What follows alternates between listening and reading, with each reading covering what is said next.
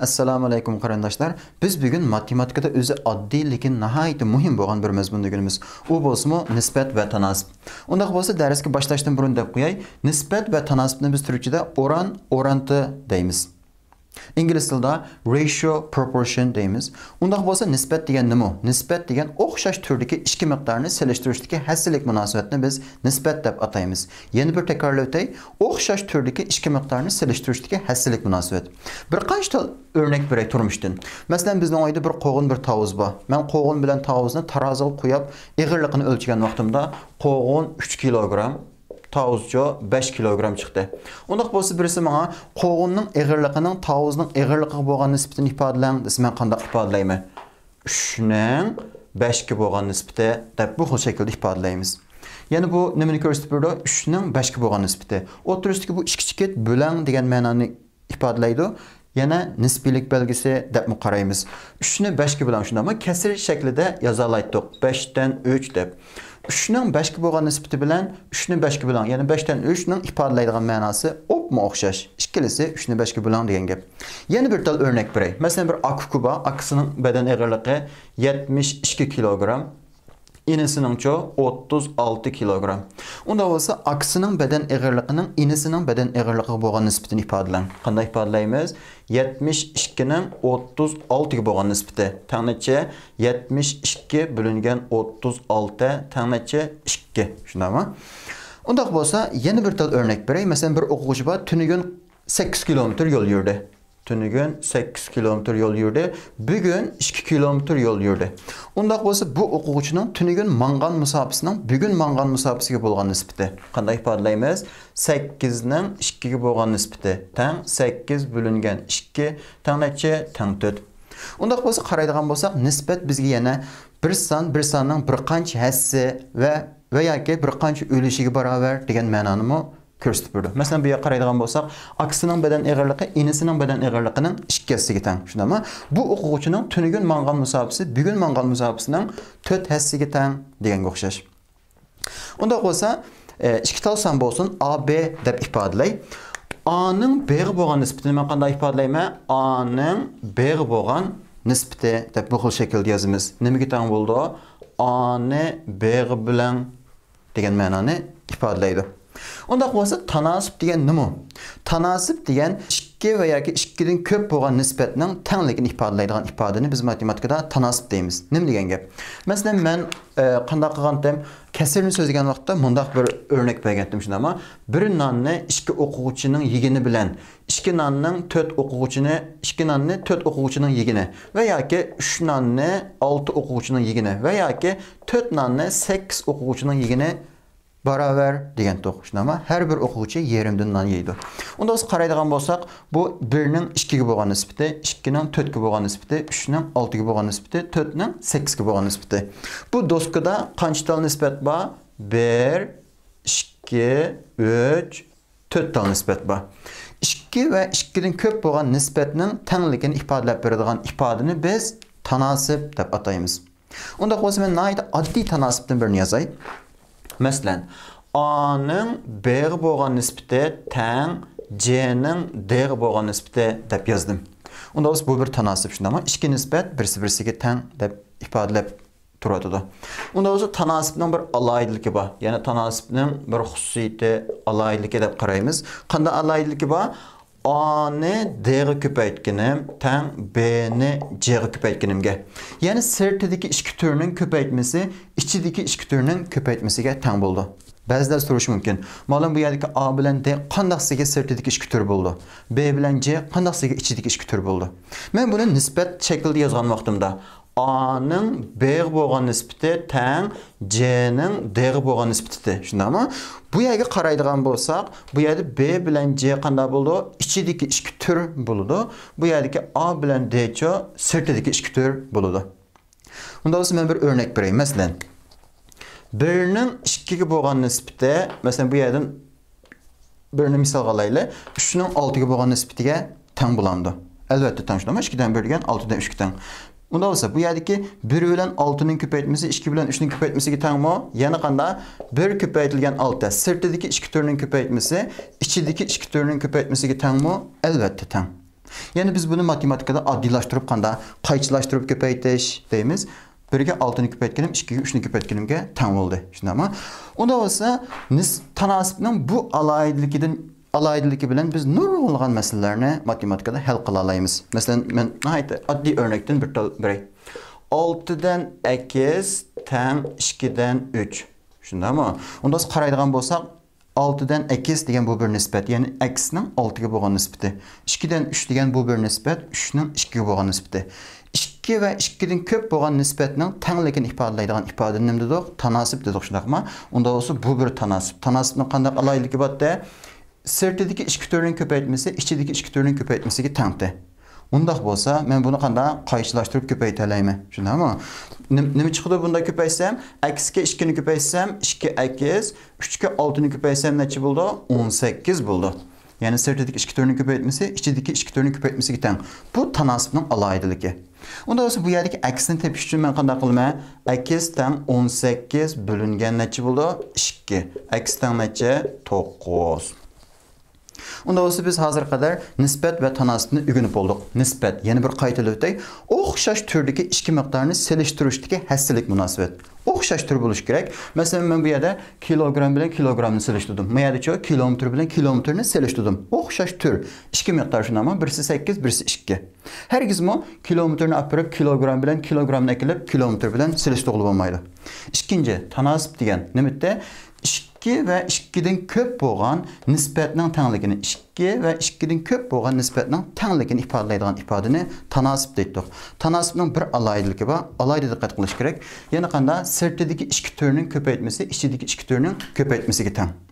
Tanasibning bu alaydiligi bilan biz nurg'unlagan masalalarni hal qila olamiz. Unda biz buni qanday sirtidagi ichki turning ko'paytmasi, ichidagi ichki turning ko'paytmasini qisqartirib matematikada qaychilashtirib ko'paytirish deymiz. Xuddi bir qaychiga o'xshaydi, shundami ko'paytgan vaqtimizda 2 ga x'ni ko'paytdim, 3 ga 6'ni ko'paytdim. Bu ikkisi qanday birisi-birisiga teng bo'ldi. Navbatda bir qancha savol qarab boqaylik. Unda bo'lsa biz bir qancha savol qarab boqaylik. Masalan, ikkinchi savol. 4 dan 2 ga qo'shilgan 1 teng 8 dan 3. Shundami? Bu bir nisbat, bu mu bir nisbat? Onda bu 2 x qo'shilgan 1ning 4 ga bo'lgan nisbati 3 ning 8 ga bo'lgan nisbatiga teng bo'ldi ekan. 2 va 2 dan ko'p bo'lgan nisbatning tengligini ifodalab bergan ifoda tanasib bo'ldi. Tanasibning bir alayligi bor. Sirtidagi ichki turning ko'paytmasi ichidagi ichki turning ko'paytmasiga teng. Ya'ni biz qanday qildik? Qaychilashtirib ko'paytirdik, shundami? Ko'paytib boqay. Ko'paytgan vaqtimda 2 x qo'shilgan 1 ga 8 ni ko'paytsam necha bo'ldi? 8 köpeytilgen 2x qo'shilgan 1 teng 3 ga 4 ni ko'paysam 12. Unda bo'lsa 8 ni 2x qo'shilgan 1 ga qanday ko'paytamiz? Biz oldingi soatda ko'rgan shundami? 8 ni 2x ga 8 ni 1 ko'paytdik. 8 ni 2x ko'paysam 16x qo'shilgan 8 ga 1 8 teng 12 bo'ldi. 16x 8 ni tenglimining keyiniga o'tgan vaqtimda 12 elingan 8. 16x teng 4. X'ni tepish uchun 4 ni 16 ga bo'latdim. Shundami? Unda olsa 16 dan 4 bo'ldi. 4 bo'lingan 16. Qisqarsam osti ustini 4 ga bo'lsam 4 dan 1. X'ni topdim. Shundami? Üçüncü savol qarab boqaylik. Endi bu yerda qaraydigan bo'lsak, 2x elingan 3 ning 5 ga bo'lgan nisbat ekan. Ammo bu yerda bir butun son ekan. Men butun sonning mahrajini necha degandim? 1 degandim. Biz mahrajni to'liqlab bergan vaqtimizda bu qanday bir tanasib shakliga o'zgaraydi shundami? 2x elingan 3 ning 5 ga bo'lgan nisbati teng 3 ning 1 ga bo'lgan nisbati. Qaychilashtirib ko'paytimiz. Unda o'z ko'paysam, 1 ni 2x elingan 3 ga ko'paysam, 2x elingan 3 3 ga 5 ni ko'paysam 15. 2x teng 15 qo'shilgan 3. Qo'shilgan 3 nereden keldi? Tenglimining oldidagi bir ifoda shundami? Keyiniga o'tgan vaqtda, oldidagi bir tur keyiniga o'tgan vaqtda minus plus bo'lib keldi. Unda bo'lsa 2x teng necha? 18. X teng necha? 18 bo'lingan 2 teng 9.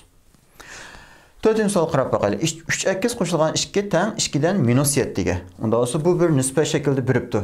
Shundami? Buning men buni bir butun songa muomala qilgandek muomala qilma. Yana qanday bo'ldi? Buningki mahraj 1 deb qarab olamiz.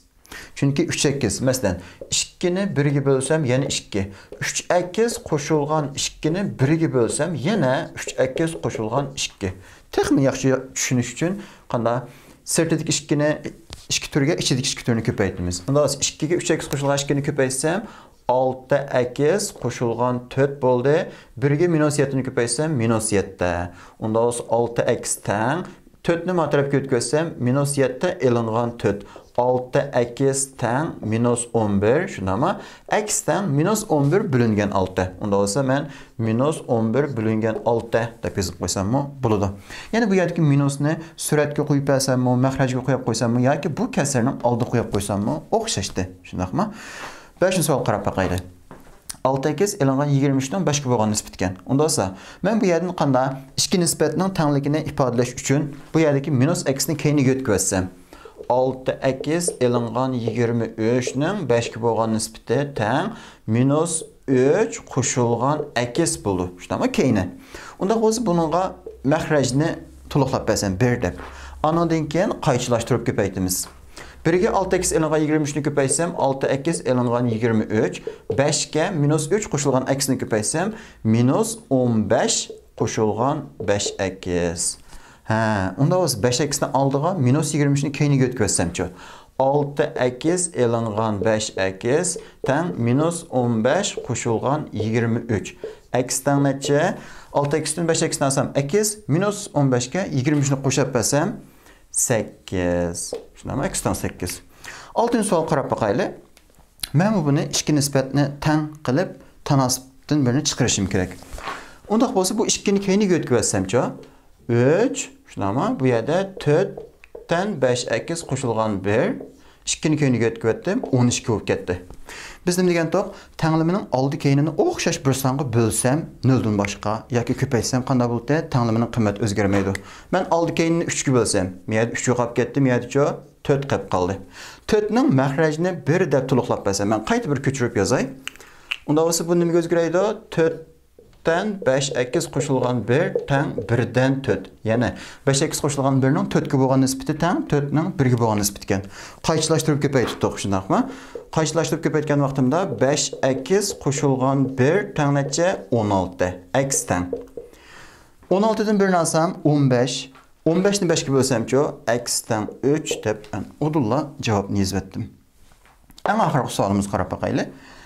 Onda olsa men bu yerdagi minus 1 ni keyniga o'tkazgan vaqtimda 2x qo'shilgan 1, 3x e'longan 2. 2 dan 3 qo'shilgan 1. Shundami? Men 1 ni qanday qo'shilgan 2 dan 2 deb yoza olayman. Javob necha bo'ldi? 2 dan 5. 2x qo'shilgan 1 ning 3x e'longan 2 ga bo'lgan nisbati teng 5 ning 2 ga bo'lgan nisbati. Endi qanday qildik? Qaychilashtirib ko'paytirdik, shundami? Unda ko'paytib boqay. Ko'paytgan vaqtimda 2x qo'shilgan 1 ga 2 ni ko'paysam 4x qo'shilgan 2 bo'ldi. 5 ga 3x e'longan 2 ni ko'paysam nimaga teng bo'ldi? 15x e'longan 10. Bu yerdagi 15x ni qanday 15x ni oldiga o'tkazsam 4x e'longan 15x teng minus 10 e'longan 2. Minus 11x teng minus 12. Shundami? 4x dan 15x ni olsam minus 11x. Bu yerdagi minus 10 dan 2 ni olsam minus 12. X ni tepish uchun men qanday qilaman? Minus 12 ni minus 11 ga bo'lib beraman. Minus 12 ni minus 11 ga bo'ldim. Minusni minusga bo'lsam nima bo'ldi? Plus bo'lib ketadi. X teng necha? 11 dan 12. Undaq bo'lsa, bugun biz nisbat va tanasibni o'rgandik. Eng diqqat qilgan biriga qanday bo'ldi? Biz har doim qaychilashtirib ko'paytamiz. Yana buningga o'xshash bir nisbatni yana bir nisbatga teng qilib yozib bo'lgandan keyin anandan keyin qaychilashtirib ko'paytamiz. Ko'paytib bo'lgandan keyin ikki taraf qanday birsi-birsiga teng bo'ldi. Masalan, bu yerda bu qanday miyaga 1 ni to'liqlab berdim, shundami?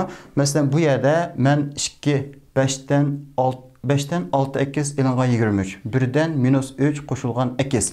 Ya'ni bir nisbatni bir nisbatga teng bo'lgandan keyin qaychilashtirib ko'paytamiz. Unda bo'lsa bugungi darsimiz nisbat va tanasib mushayda oxirlashdi. Hammanglarga ko'pdan ko'p rahmat.